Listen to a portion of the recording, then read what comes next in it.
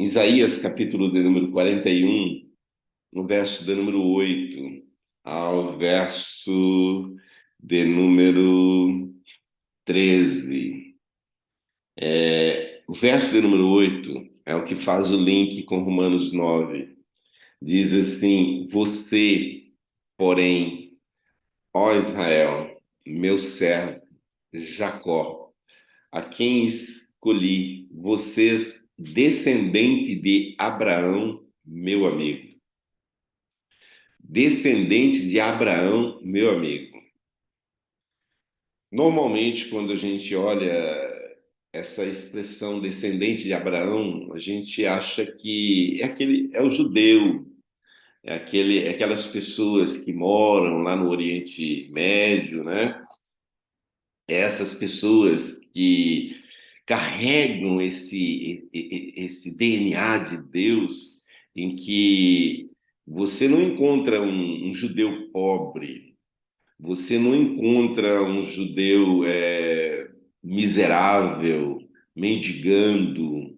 Muito pelo contrário, quando você observa a história da humanidade, você vai ver que a maioria de prêmios nobéis, né, da paz, prêmios nobéis da ciência, prêmios nobéis de descoberta, de tecnologia, são judeus. Então você observa que o judeu ele carrega essa graça e esse favor de Deus.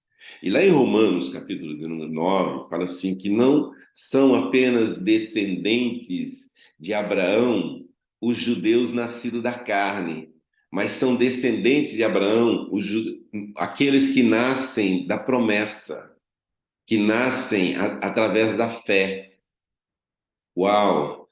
Ou seja, sou eu, sou você, somos nós, é você, somos nós, né, que carregamos essa ascendência de Abraão pela fé, ou seja, a mesma graça, mesmo favor de Deus que acompanha o judeu, aquele judeu, né, que foi perseguido por na guerra pelos nazistas, é a mesma graça, é essa graça que está sobre mim, é essa graça que está sobre você. Ou seja, há uma unção de criatividade, há uma unção de graça sobre a minha vida e sobre a sua vida, porque somos descendentes de Abraão, ok? Então segura aí. E ele diz assim, o verso do número 9: Eu os tirei dos confins da terra, de seus recantos mais distantes. Eu os chamei, eu disse: Você é meu servo. Eu o escolhi e não o rejeitei. Uau! Eu e você somos escolhidos, fomos perseguidos e alcançados por esse amor, por essa capacidade de redenção de Deus. É aquilo que no Evangelho de João, não me falha a memória, o capítulo de número 15, diz: Não foste vós que escolhestes a mim, mas eu vos escolhi a vós e vos capaciteis para que deis fruto e vosso fruto permaneça, a fim de que tudo que pedirdes a meu Pai em meu nome, ele vos conceda. Que coisa tremenda, irmãos, que é aquilo que a gente carrega, que já está em nós. E ele vai dizendo ainda, né, o verso de número 10, por isso não temas, ou seja, não tenha medo, pois estou com você. Querido, se Deus está conosco, não se preocupe. Se o suficiente está conosco, não se preocupe. E ele está dizendo aqui e lá nos evangelhos: estou convosco todos os dias até a consumação dos séculos. Todo aquele que vem a mim, de maneira nenhuma lance fora. Né? Ainda que um pai e a mãe abandone, eu acolho. Pode um pai ou uma mãe pode uma mãe abandonar o seu filho que amamentou, que gerou, eu todavia jamais os abandonarei. Ou seja, tem tudo a ver com a gente, tem tudo a ver comigo, tudo a ver com você, pois estou com você. E ele repete de novo: não tenha medo, pois sou o seu Deus. Não tenha medo. Por que que a Bíblia, ela tem diversas repetições, a mesma expressão? Não tenha medo. Não temas, não tenha medo. Segundo alguns historiadores, né, diz que há 365 vezes escrito na Bíblia, não tenha medo, para que a cada dia do ano você lembre que Deus diz para você, não tenha medo. Não tenha medo de cara feia, não tenha medo da solidão, não tenha medo do governo, não tenha medo do diabo, não tenha medo de nada, porque estou contigo, pois sou o seu Deus. E aí ele vai dizendo: eu o fortalecerei. Quem nos fortalece não são as nossas obras. Não é, eu estou pagando o preço, eu isso, eu aquilo. Nada deu, tudo dele. Ele nos fortalece. Eu o ajudarei. Há uma esperança para mim e para você, e eu o segurarei com a minha mão direita vitoriosa. Queridos, só desiste ou só fica caído, arriado, quem desiste de continuar. Porque se você busca Deus, se você enxerga essa mão que está sempre estendida para mim, para você, a gente se levanta e vai, caminha novamente, vai para diante novamente. E o verso de número 11 diz assim: todos os que o odeiam certamente serão humilhados e constrangidos. Aqueles que se opõem a você serão como nada e perecerão. O verso de número 12 diz: embora procure os seus inimigos, você não os encontrará. Os que guerreiam contra você serão reduzidos a nada. Ou seja, promessa de vitória. Promessa de que ferramenta alguma preparada contra você vai prosperar. Toda língua que se levantar em juízo contra você, tu mesmo condenarás, porque essa é a minha, é a sua herança, porque nós somos descendentes de Abraão. E eu finalizo com o verso de número 13, dizendo assim: pois eu sou o Senhor, Deus é Deus, o seu Deus, que o segura pela mão direita, ele diz: não temas.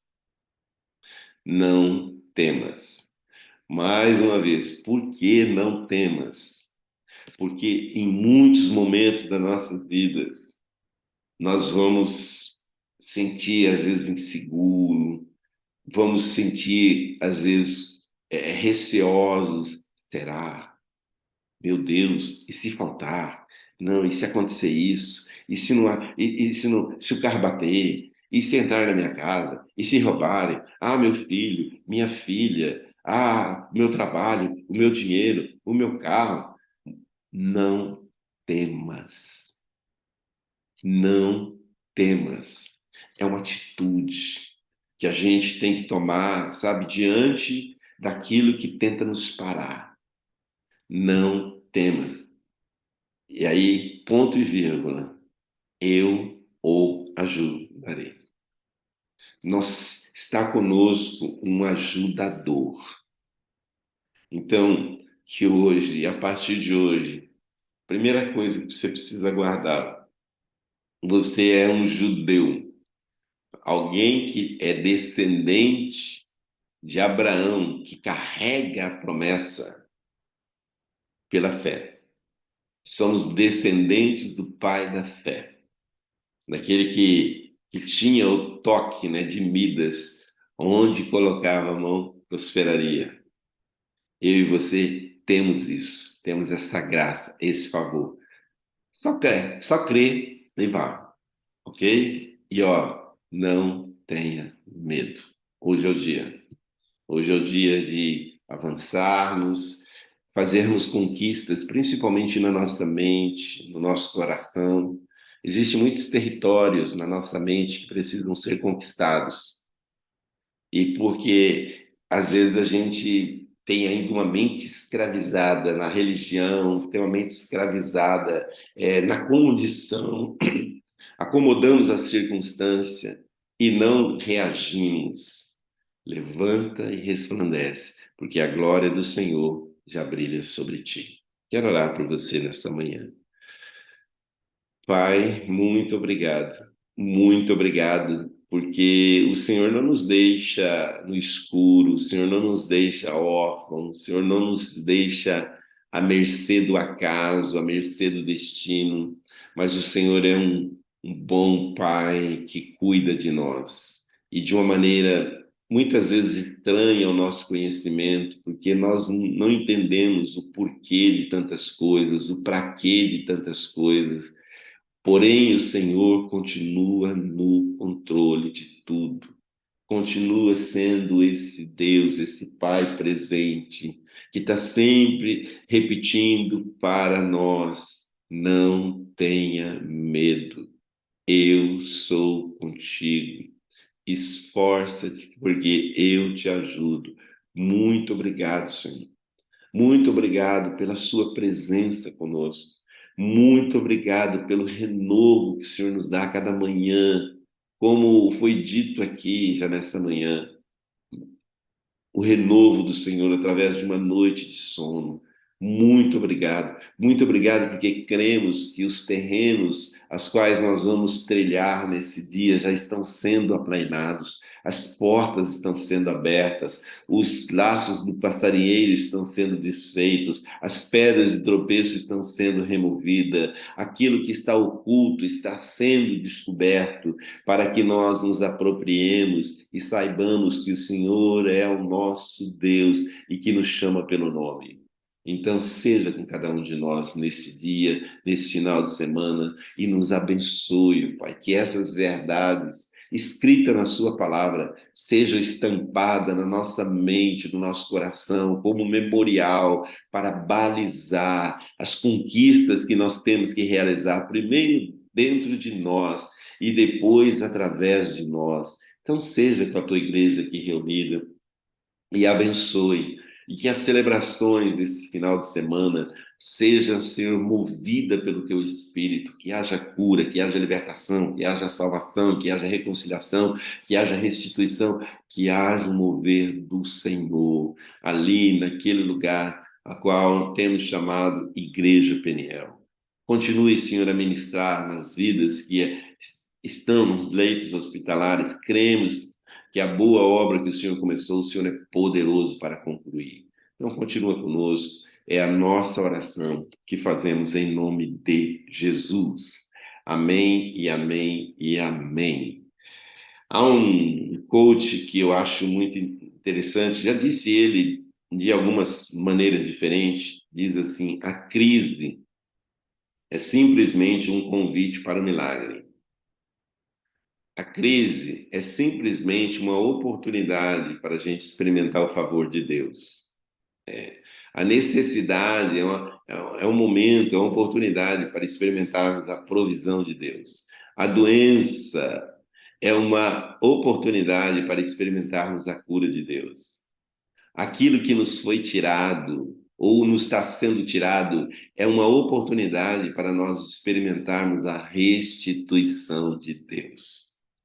Então, se você está vivendo situações de crise, em alguma área, de privações em alguma área, prepare-se para viver um milagre, porque o Senhor é conosco, que diz: não temas, porque eu te ajudo.